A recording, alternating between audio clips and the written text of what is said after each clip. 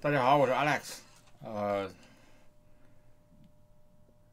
人家叫我纽约二少爷。那么今天呢，给大家开启一个最新的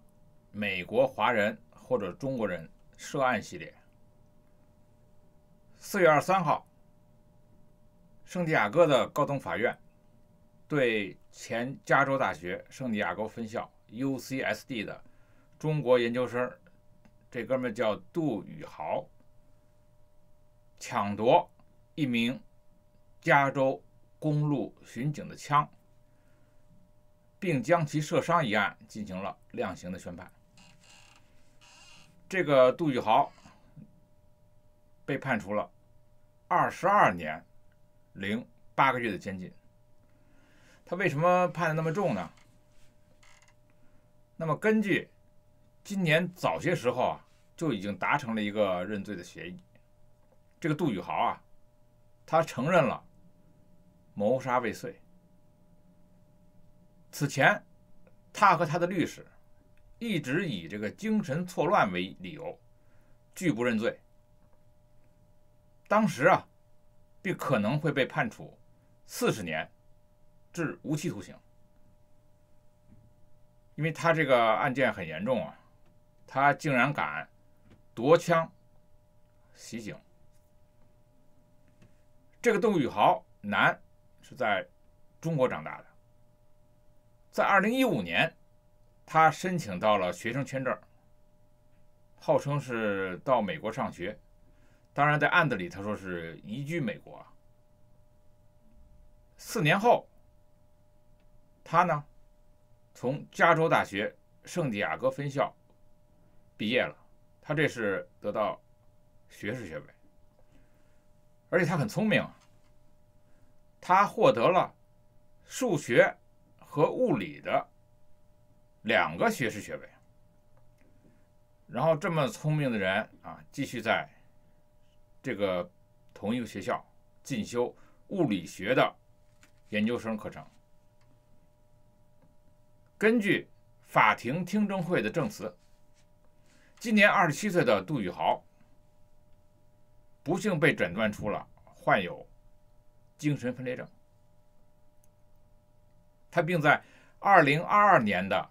4月27号，在案发之前的几周内，曾经证明在该地区的多个精神治疗中心接受过治疗。在从一个治疗中心出院几天后，这个治疗中心的名字在这边不能揭示否则人家说是不是没治好就跑出来了，让精神病人跑出来了。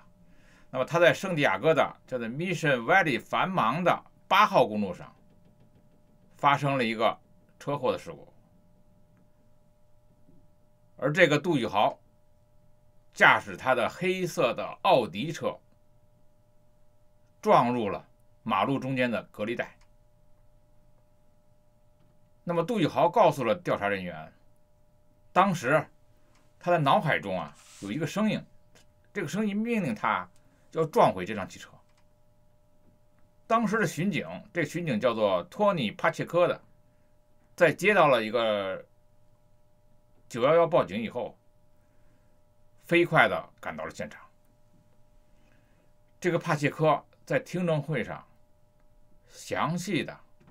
讲述了他在车祸现场找到杜宇豪时候当时发生的事情。他说，这个杜宇豪他当时是茫然的凝视着远方，看来他有时就正在盯着我来看。那么这警官说，当时这个血从杜宇豪的脸上流下来，而且他的嘴里一直嘟囔着说我想自杀。然后他就要求帕切科杀了他。我们知道在美国有的时候是发生警察帮助自杀的案子，就是说某个人他想自杀，他去挑衅警察，最终被警察给毙了。那么这个人当时是不是这种情况？这个帕切科说他决定当时紧急呼叫救护车。所以当他伸手去拿这个对讲机的时候呢，这个杜宇豪突然冲过来，并且试图抢走他枪套里的警枪。我们知道这个美国警察的枪里啊，这子弹都是上好的，以防这个应付突发情况，而且他掏枪速度非常快。没想到这个中国人会突然跑出来抢警察的枪，所以在着急之下，这个巡警用右手死死地按住了杜宇豪的已经放在了他的枪套上的双手，并且用左手反复殴打他的脸，然后他就听了一声巨响，明显的这个杜宇豪已经把手伸到了枪上，而且击发了。然后他就听到了这个巨响，感觉有什么不对，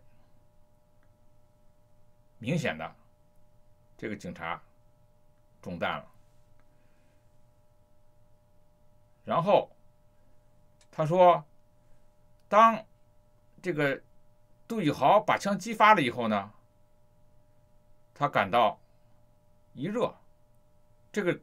伤口的这个位置呢，其实就正好打在他的大腿上。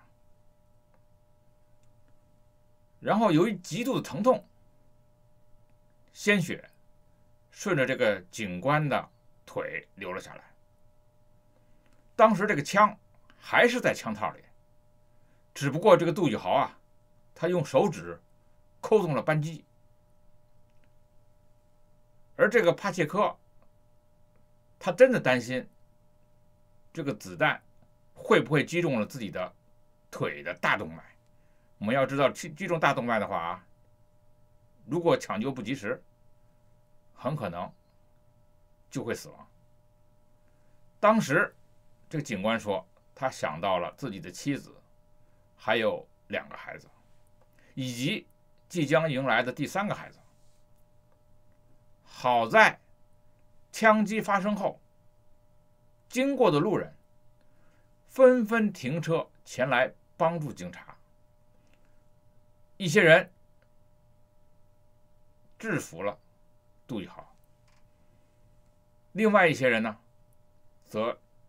照顾受伤的警官。当时啊，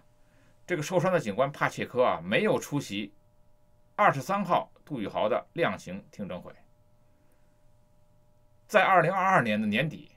在杜宇豪的初步听证会上，帕切科曾经作证说，当时啊，这个子弹撕裂了他的右大腿，血栓并发症导致他的康复速度减慢。目前他已经